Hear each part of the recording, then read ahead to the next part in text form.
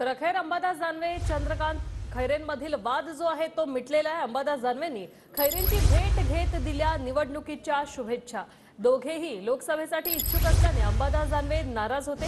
ठाकरेंनी आम्हाला दोघांना बसवून समजावलं असं चंद्रकांत खैरे म्हणाले।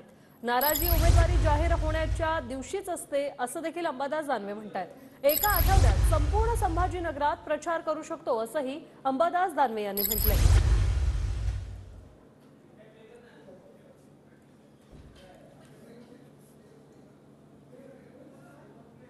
छत्रपती संभाजीनगर लोकसभा मतदारसंघात शिवसेनेकडून चंद्रकांत खैरे यांना उमेदवारी जाहीर झाली आहे।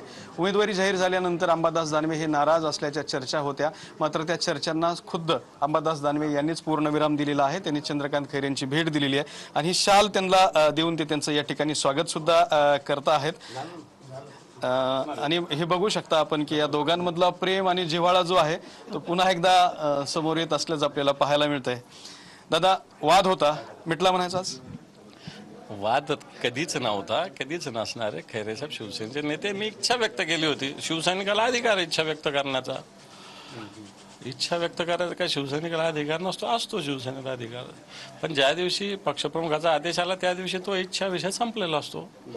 खैरे साहेबांनी पाठीमागे कधी तुम्हाला शब्द दिलता का की मी आता म्हातारा झालोय, एवढं इलेक्शन मी लढतो, पुढच्या वेळेला तुम्हाला संधी? माणूस कधीच म्हातारा होत नसतो आणि खैरे साहेब तर आमच्यापेक्षा पण यंग आहे,